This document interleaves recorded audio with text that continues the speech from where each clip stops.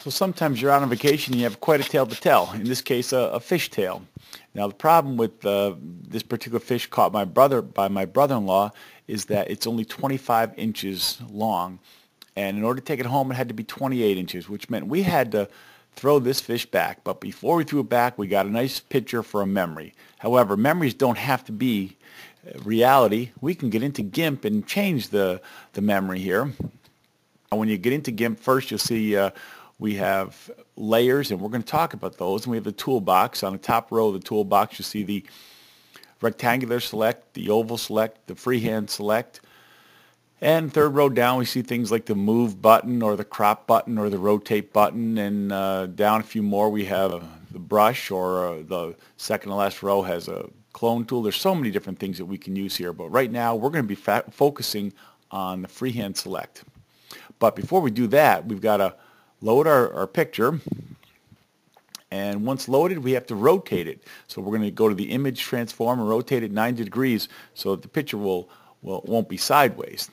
At that point, we'll choose the freehand select off the toolbox, and that's the one that's going to allow us to click all the way through the fish little by little to mark exactly what I want to select. And once I've got that done and I click back on the original dot, you'll find that it becomes a dotted outline of the fish. Now I've got something special I have to do here in this particular example. I'm going to go to the layer menu in transparency and add an alpha channel. I'm going to be, this will give me the possibility of a transparent background. So anyway, I'm going to do that before I then go to the edit menu and choose cut. Now what's going to cut is, of course, what's been selected, which is just the outline of the fish. At that point, the checkered background tells me that there's nothing there. It's transparent. And the image of the fish is currently in memory in the clipboard. So what I'm going to do next is I'm going to go back and I'm going to go to the edit menu, paste as new image. I want to get that fish as a new image, and you see it there, including the transparent background on it. And what I want to do to the fish is I want to make it bigger. Now I've done this before, so I know that 35% is about a good idea here. So I go to the scale image and I hit 135 and then tab. Now it auto adjust a little bit and made it a little bit 135.14 and so on. But that's how I'm going to make this fish 35% bigger than it really was. So you can do the math on what a 25 inch fish is added to 35%. About 33, 34 inches. Now, at that point in time, I'm going to go to the edit menu and I'm going to copy that image, that whole image. And from there, I'm going to paste into the original photo, but I'm going to paste it as a new layer. Now, if you've never worked with layers, this may be a new concept, but I'm not going to place it right back where it was. I'm going to place it as a new layer.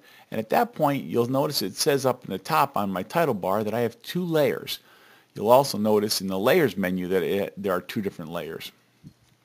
And when it placed that fish, it placed just the fish. None of the transparent stuff came through, and it placed that fish in the upper left corner of this image. That's not where I want it, of course. So from there, I'm going to have to go to the move button and make sure on your toolbar down the bottom it says move the active layer, because that's the one I want to move.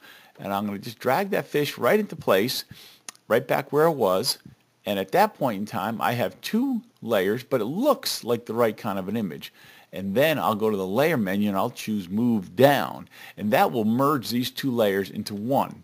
And at that point in time my image is actually complete, and what I want to do from here though is I want to scale that image down. I'm going to make it about 400 pixels wide, and when I hit the tab button it determined that 535 would be the height of that. So sometimes I might move the image in pixels, sometimes I might move it in percent. It all depends on what I'm trying to do. Now, the picture looked very small, so because it was in a zoom 33% mode, so I went and zoomed it back out to 100% so I could see what it looked like. And when you compare these 2 images, you'll see that the original and the much bigger version, the one that he's got framed on his wall at home, is of the much larger fish.